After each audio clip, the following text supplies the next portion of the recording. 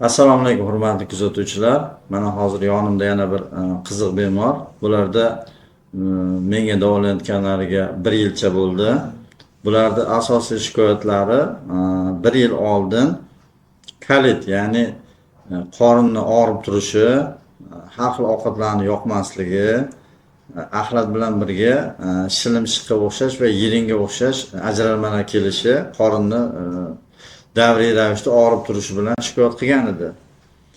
Bu kishimiz bizni gastratip, keyin panastativ dorilarimizni ichib yaxshi bo'lgan edilar va menga bir onlayn maslahat oluvdilar. Atrifol, qalampirmunchoq, gastratip, gepatodil, bavastik svechalarini nazardan qilib, keyin oy to'lganda boldirdan qon oldirish, hijoma qilib, mana shu mo'jizalarni buyurgan ekanman. Va bularga yana maxsus dieta, kalit kasalligi uchun dietani bularga tavsiya berganman.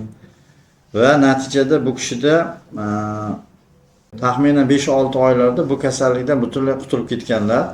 Hozirgi paytda ichakda bunaqa muammo deyarli yo'q. Keyin menga kelib uchrashganlaridagi shikoyatlari ovqatni botib qolishi, ko'proq ovqat yeganda turib qolishga o'xshagan, hazm kuchsizligiga o'xshagan shikoyatlar bilan kelgan edilar.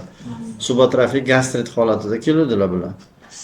Mana gastromukotib, sitanamoyi, vitamin D, qisqasi mizojlarni qo'llaydigan va qisitadigan lechenlar qiluvdik. Asosan oshqozon ichi shilliq qavatini degradasiyasini tiklaydigan, himoya qiladigan qilib, sink, vitamin D3K2, Virabactol, Giptalakton, Allatip, mana shularni qilib, mana 2 oyda yana qayta ko'rikka keldilar. Yaxshi tomonga o'zgarib, o'zlarini juda yaxshi his qilish, umumiy holsizlik yo'q. O'sha mizojni quruqligi va sovuqligini ham shikoyatlari bor edi. Sovuqdan tez sovqatish, qo'l-oyoqlarda sovuqlik bo'lishi, vaznlarini ozgina yetishmovchiligi, holsizlik, umumiy quvvatsizlikka o'xshagan shikoyatlar ham ular yo'qolib ketgan. Va bundan tashqari oshqozondagi shikoyatlarning aksariyat qismi yo'qolgan. Hazm kuchsizligi, o'sha ovqatni botib qolishiga o'xshagan shikoyatlar yo'qolib ketgan. Keyin kuzda huzuringizga keldim. Qabulingizga keldim. Hozirgi aytilgan narsalarni ichdim.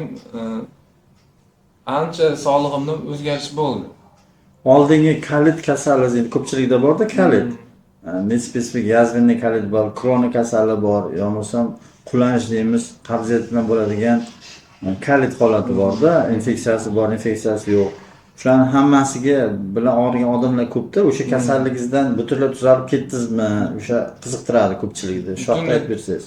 Butunlay tuzalib ketdim, alhamdulillah. Xullas, menda o'sha yazvinniy praktik bo'lgan, o'sha kalitni bir turi ekan. Yo'g'on ichida yaralar bo'lgan, asosan oxirgi qismida.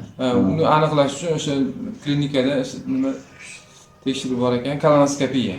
Shunga tushganimda aniqlab berishgan. O'sha paytda holatim haqiqatda yaxshi emas edi. Nima dorilar sizga yordam berdi? O'sha dorilar nomini sanab bering, bizning dorilarimizni.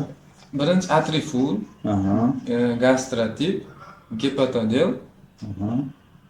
Gastromukotib bo'lsa kerak. Gastromukotib bu paytda ichmaganman. Keyin ichdim, kuzda ichdim. U paytda Atrifol ichdim, gepatodil, gastratip, keyin qalampirmunchoqdan bilan ichdim. Asosan dieta ham bo'lganda, dieta. Asosan dieta ekan, chunki dieta amal qilmasangiz yana ichi surilib ketib qolar ekan. Shunaqa muammolar ko'p bo'lar ekan. Kuzda kelganingizdagi shikoyatlar, oshqozon bo'yicha shikoyatlar bor edi. Ular ham qanchalik yaxshi bo'ldi? Oshqozonda umuman shikoyat qolmadi. Hazm yaxshi. Ishtaha bor.